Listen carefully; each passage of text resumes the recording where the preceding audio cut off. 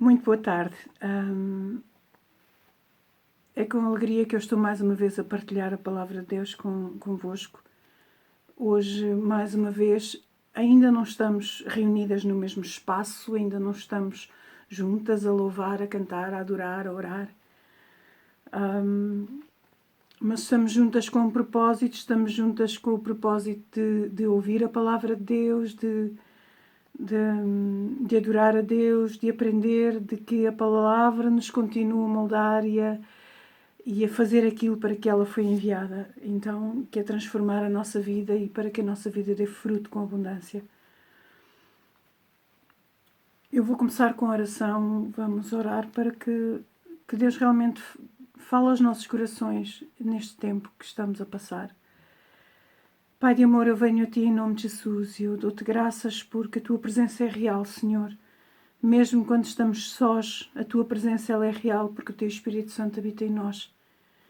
Pai, se alguém não tem este Espírito Santo a habitar ainda em seu coração e me está ouvindo, eu oro para que ao falar a Tua palavra, ao ouvir a Tua palavra, essa mesma palavra possa desafiar e possa atrair a Ti, Senhor, e a sua vida seja transformada neste dia. Pai, eu oro em nome de Jesus. Faz aquilo que Te apraz, ó Deus. Pai, para a Tua honra e para a Tua glória. Amém. Aquilo que eu trago hoje fala acerca de obediência, ou está centrado na importância e no porquê da obediência. A obediência é algo que nós encontramos na Bíblia Sagrada, do princípio ao fim. Digamos que a obediência é um caminho, ou é o caminho. Nós escolhemos obedecer a Deus ou desobedecer a Deus. Adão e Eva escolheram. Eles tiveram a hipótese de escolher obedecer a Deus e escolher desobedecer a Deus.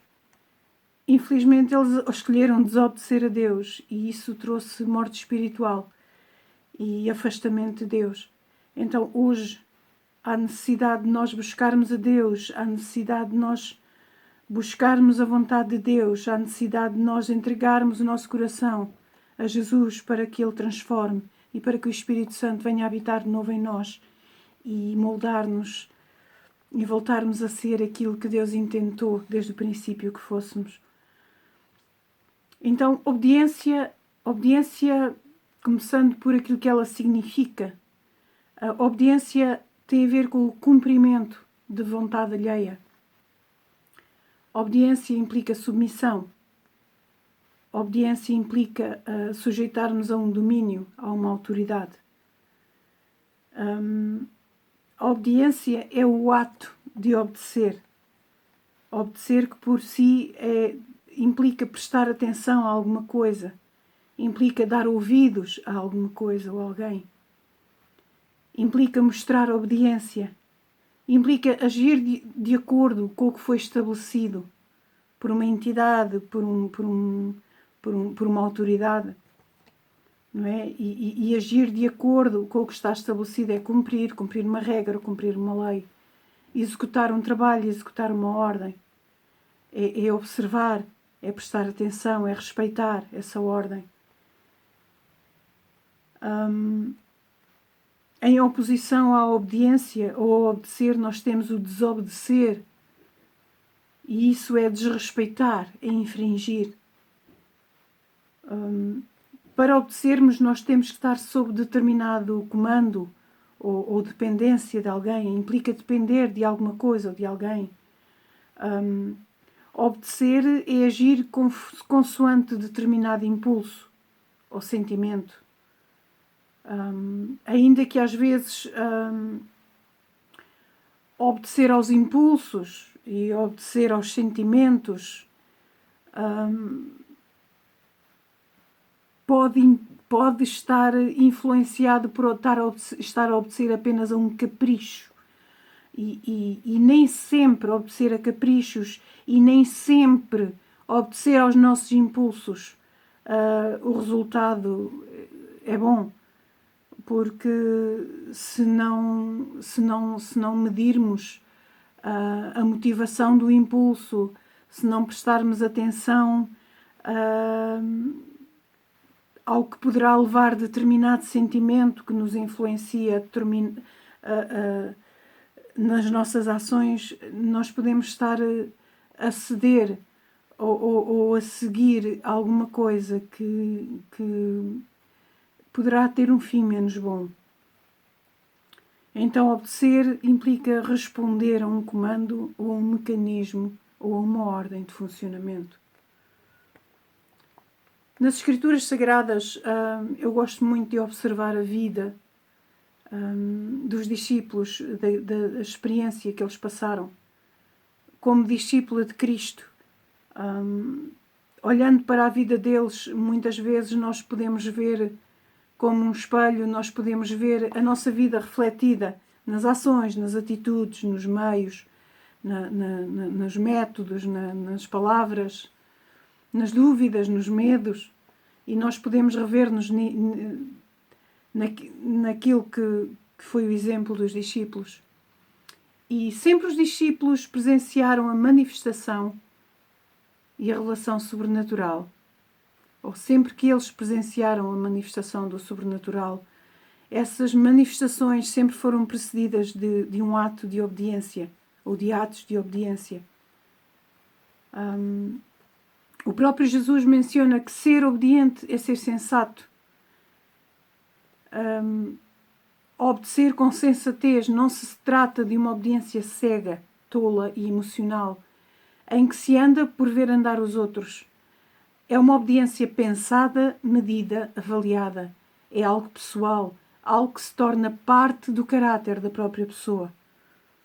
Em Lucas, no capítulo 6, nos versos 46 a 48, Jesus diz: Porque vocês me chamam Senhor, Senhor, e não fazem o que eu digo. Eu mostrarei com quem se compara aquele que vem a mim, ouve as minhas palavras e as pratica. É como um homem que, ao construir uma casa, cavou fundo e colocou os alicerces na rocha, e quando veio a inundação, a torrente deu contra aquela casa, mas não a conseguiu abalar porque estava bem construída. Então, vemos aqui que ser obediente é ser sensato. Seguir as regras de construção de uma casa é ser sensato. Agir com sensatez na nossa vida, obedecendo às palavras e aos mandamentos do Senhor, é ser sensato. Ser obediente é também atender ao chamamento de Jesus. É interessante, há um episódio nas Escrituras quando Lázaro morre e Jesus tratou de se encontrar com Marta e Maria sem entrar no tumulto da multidão. Jesus queria confortá-las e encorajá-las, apresentando o quadro que se ia seguir. Um quadro muito diferente daquilo que era expectado pela multidão. Para a multidão, Lázaro tinha morrido e não havia mais esperança. Para a multidão, Jesus apenas tinha vindo para chorar a morte de um amigo. E quantas vezes buscamos o conforto na multidão e Jesus nos chama para um lugar secreto só com Ele, só para Ele. Porque Ele tem para nos dizer algo que tem a ver com a perspectiva de Jesus, a perspectiva dele, que é diferente do conceito ou do preconceito da multidão. A perspectiva de Jesus era que Lázaro ia ressuscitar dos mortos. A perspectiva da multidão era que não havia esperança. Então Jesus queria apresentar a Marta e a Maria um quadro diferente, completamente fora da caixa, além daquilo que era a expectativa deles. E Jesus quis fazer isso a sós com elas. E depois de dizer isso foi para casa e, chamando à parte de Maria, disse-lhe: O Mestre está aqui e está chamando você. Ao ouvir isso, Maria levantou-se depressa e foi ao encontro dele. Jesus ainda não tinha entrado no povoado, mas estava no lugar onde Marta o encontrara.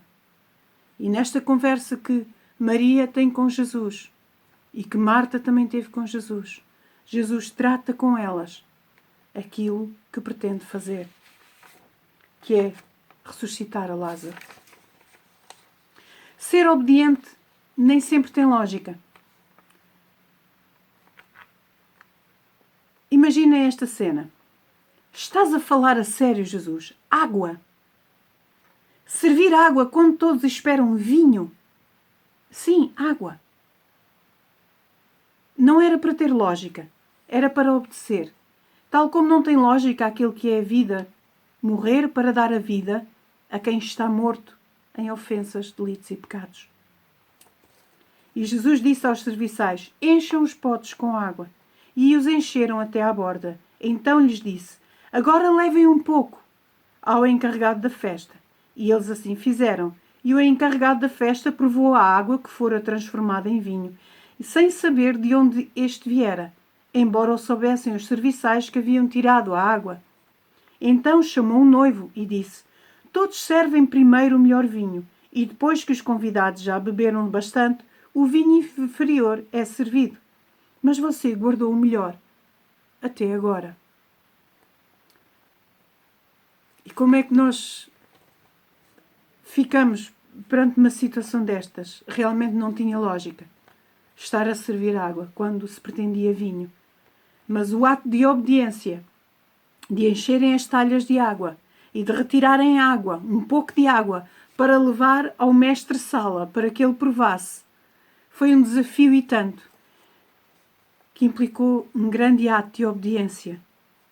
E quando eles obedeceram, estes servos obedeceram, o milagre aconteceu. E o inesperado aconteceu. E houve vinho para aquela festa de casamento.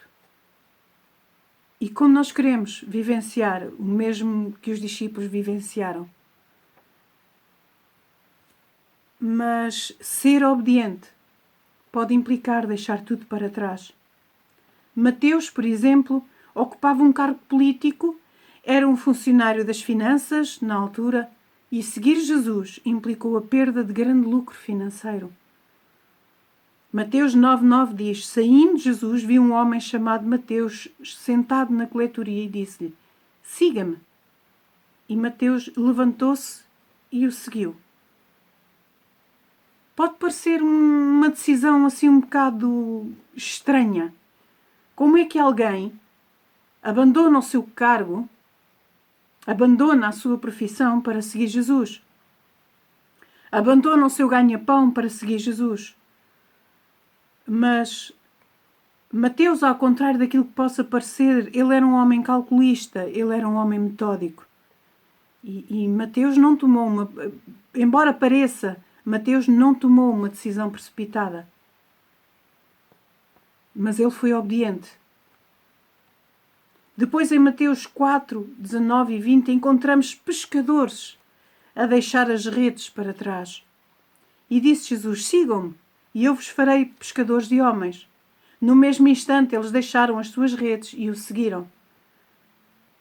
Eu aprendo aqui neste ato de obediência que temos de rever as nossas prioridades.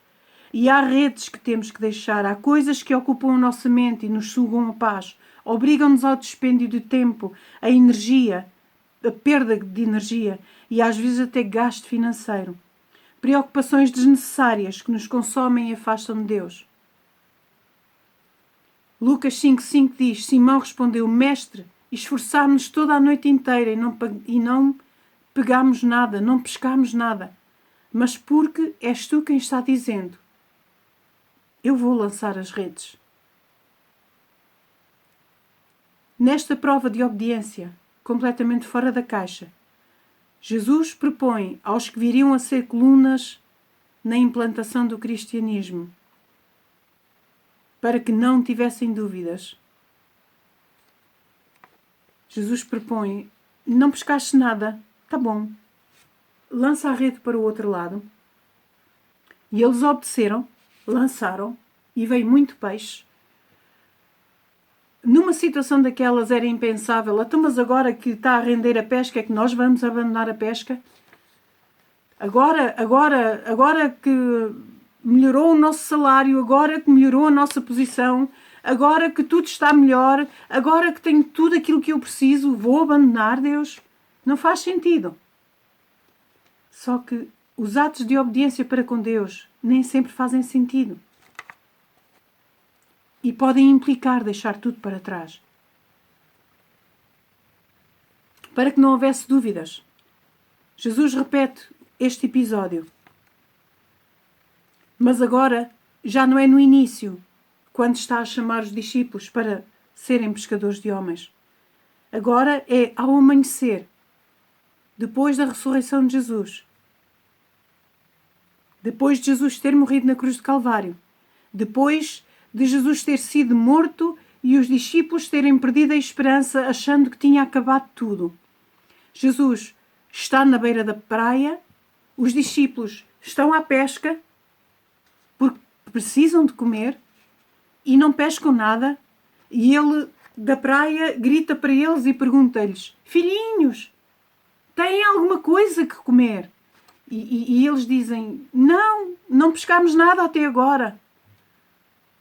Ok, então peguem nas redes, lancem-nas para o outro lado do barco. Jesus não disse: ok, vão lá para aquela zona, naquela zona há mais peixe. Não, eles só tinham que pegar na rede e lançar para o outro lado do barco. E até ali eles não tinham reconhecido que era Jesus que estava na beira do mar. E quando eles obedecem e lançam a rede e veem a rede a romper cheia de peixe, eles entenderam que era Jesus que estava ali. E ao amanhecer Jesus estava na praia, mas os discípulos não o reconheceram. E ele lhes perguntou: filhinhos, vocês têm algo para comer? Eles responderam que não. Ele disse: lancem a rede ao lado direito do barco e vocês encontrarão.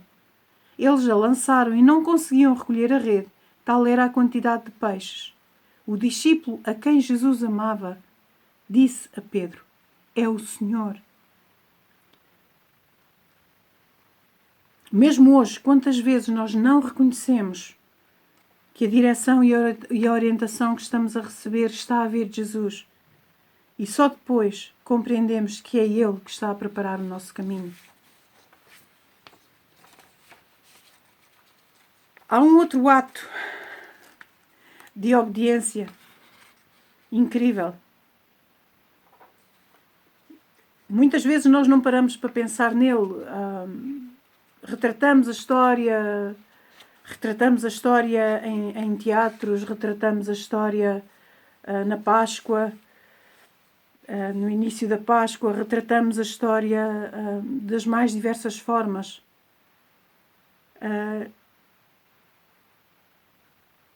Mas há aqui um simples ato de obediência dos discípulos a fazerem alguma coisa que Jesus pede, que sem Ele era impossível que se cumprisse a palavra de Deus. Era impossível que se cumprisse aquilo que os profetas tinham falado acerca de Jesus. E isto dá-se na entrada triunfal de Jesus. E eu vou ler o texto bíblico. Quando se aproximaram de Jerusalém e chegaram a Betfagé, ao Monte das Oliveiras, Jesus enviou 2 discípulos, dizendo-lhes: vão ao povoado que está adiante de vocês. Logo encontrarão uma jumenta amarrada com um jumentinho ao lado. Desamarrem-nos e tragam-nos para mim. Se alguém perguntar algo, digam-lhes que o Senhor precisa deles e logo os enviará de volta. Isto aconteceu para que se cumprisse o que fora dito pelo profeta. Digam à cidade de Sião: eis que o seu rei vem a você, humilde e montado num jumento, num jumentinho, cria de jumenta. Os discípulos foram e fizeram o que Jesus tinha ordenado. Trouxeram a jumenta e o jumentinho e colocaram sobre eles os seus mantos, e sobre estes Jesus montou. Uma grande multidão estendeu os seus mantos pelo caminho. Outros cortavam ramos de árvores e os espalhavam pelo caminho. A multidão que ia adiante dele e os que o seguiam gritavam: Hosana ao filho de Davi! Bendito é o que vem em nome do Senhor! Hosana nas alturas! O próprio Jesus obedeceu em tudo o que a seu respeito havia sido dito pelos profetas. Sem o jumentinho não haveria entrada triunfal.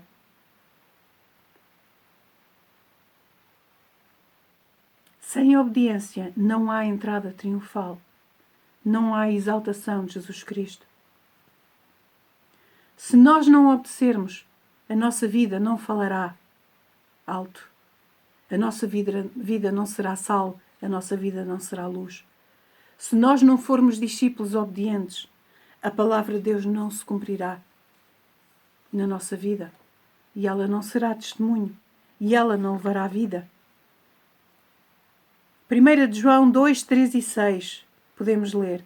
Sabemos que o conhecemos, se obedecermos aos seus mandamentos. Aquele que diz, eu o conheço, mas não obedece aos seus mandamentos, é mentiroso e a verdade não está nele. Mas se alguém obedece à sua palavra, nele verdadeiramente está o amor de Deus. Nele verdadeiramente o amor de Deus está aperfeiçoado. E desta forma sabemos que estamos nele. Aquele que afirma que permanece nele deve andar como ele andou. Obediência. 1 de João 2,17. O mundo e a sua cobiça passam, mas aquele que faz a vontade de Deus permanece para sempre. A palavra de Deus é clara. Só aquele que faz a vontade de Deus permanece para sempre.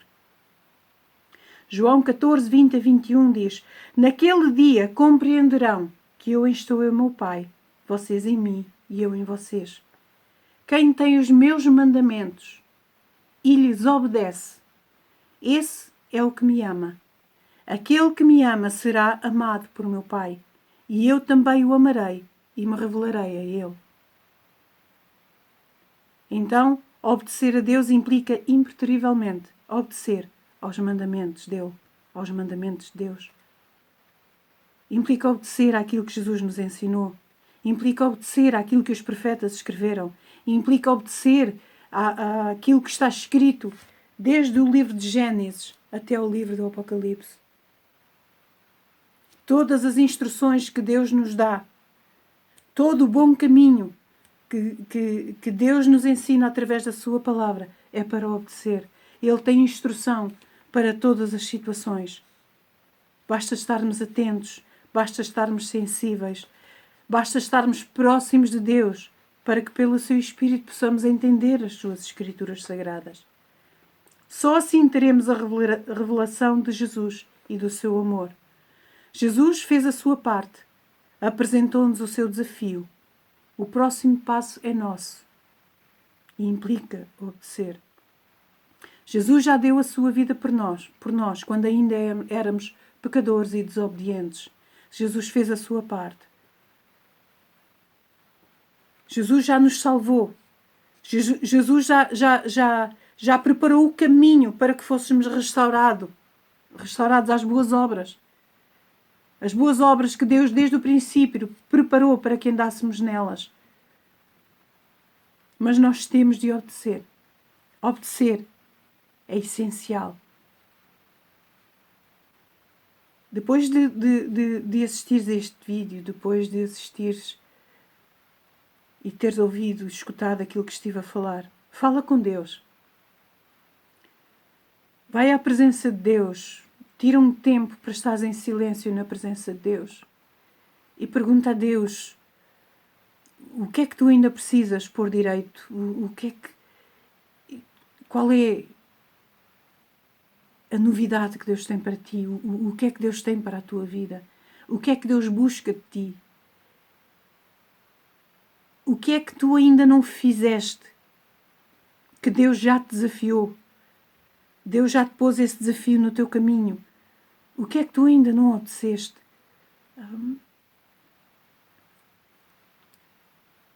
Deus conhece todas as coisas. É verdade. Deus conhece toda a tua vida. Mas nós precisamos verbalizar e assumir na presença de Deus aquilo que nos preocupa, aquilo que nos motiva, aquilo que nos aflige. As decisões que tomamos, as decisões que pretendemos tomar, as decisões que pretendemos tomar e que precisamos de direção dele. Então faz isso em nome de Jesus e que Deus te abençoe. Eu ainda vou cantar um refrão de um hino.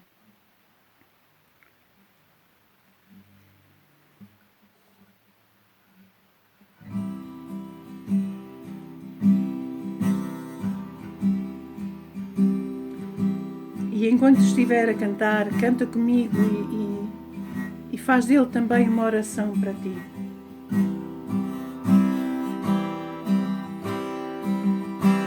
Tudo entregar.